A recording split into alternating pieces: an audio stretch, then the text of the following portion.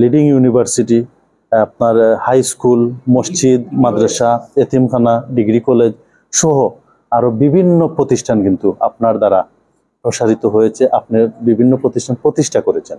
আরো চাইলে তো আপনি আরো অন্য কিছু করতে পারতেন, অন্য কিছু না করে এই যে শিক্ষা প্রতিষ্ঠান নিয়ে কাজ করছেন, সেটার পিছনে ছোট্ট করে যদি আপনার গল্পটুকু একটু বলতেন। বিশেষ করে আমার এলাকার কথা বলি। জি। আমি যেখানে আসি আজকে, জি। এটা আমার এলাকা। জি। এখানে আমার জন্ম হয়েছে।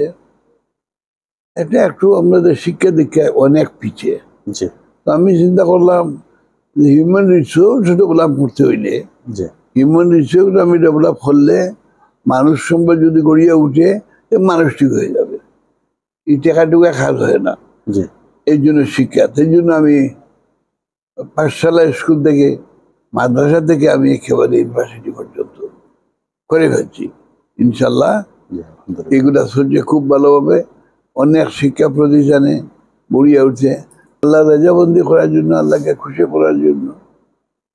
তো এই এলাকার সার্বিক উন্নয়ন চিন্তা করলে বাস্তবে সবকিছু পাইবেন না।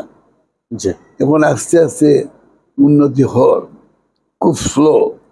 এই জন্য শিক্ষা দিলেই পারলেই উন্নতি হয়ে যাবে আমার মনে হয়। এরকম অসংখ্য অবকাঠামো কিন্তু আপনার দ্বারা তৈরি হয়েছে, পরিচালিত হচ্ছে। বিশেষ করে আমাদের রাগিব রাবিয়া মেডিকেল কলেজ যে হাসপাতাল রয়েছে, সেখানেও আমরা দেখতে হয়েছে আপনি তৈরি করেছেন। এবং আপনার বাড়ির পাশে দেখলাম রাবিয়া বানু আরেকটা হসপিটাল রয়েছে। তো এই যে অসংখ্য হসপিটালের সাথে বা অসংখ্য বিশেষ করে শিক্ষা এবং স্বাস্থ্য খাতের সাথে আপনি সম্পৃক্ত আছেন।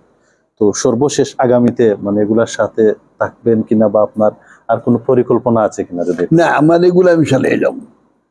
এটা তো আমি আগেই বলছি, আমার আগেই কিছুক্ষণ আগেই বলছি, এটা ক্রমান্বয়ে চলে যাবে। অন্যটা করি না করি অন্য ব্যাপার, কিন্তু এটা চলবে। কারণ এটা না চললে এলাকা উন্নত হবে না। শিক্ষা এবং স্বাস্থ্য খাত আপনার চলবে এটা। আর হসপিটাল চলছে খুব গরিব অসহায় লোকে সেবা পাচ্ছে, বিনামূল্যে পাচ্ছে।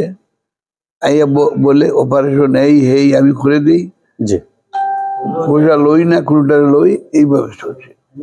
আচ্ছা, সর্বশেষ আমরা আপনার কাছ থেকে জানতে চাইব, আমাদের যে নিয়মিত একটি অনুষ্ঠান আগামীর কেমন বাংলাদেশ দেখতে চাই, তো সেই স্লোগানকে সামনে রেখে আপনার দৃষ্টিতে আপনি আগামীতে কেমন বাংলাদেশ আশা করেন? আমরা চাই, আমি প্রবাসীর মানুষ, প্রবাসী মুক্তিযুদ্ধ করেছি, এগুলা করেছি আমিও। আমার মনে হয় সম্মিলিত ভাবে একজনের লাগি সম্ভব নয়, আমার লাগি সম্ভব নয়। আমরা যদি খাস করিয়া যাই, প্রত্যেকের এলাকায় যদি প্রত্যেকে করে, আশা করি বাংলাদেশ অতি সত্তর উন্নতি লাভ করবে। তো এরা সবাই যদি আসে, টাকা টুকা দেয়, সবকিছু করে, এলাকার উন্নতি করে, প্রত্যেকটা এলাকাতে একটা পাঠশালা স্কুলও করে, উন্নত হয়ে যাবে। সুতরাং বাংলাদেশ উন্নতি করতে সময় লাগবে না।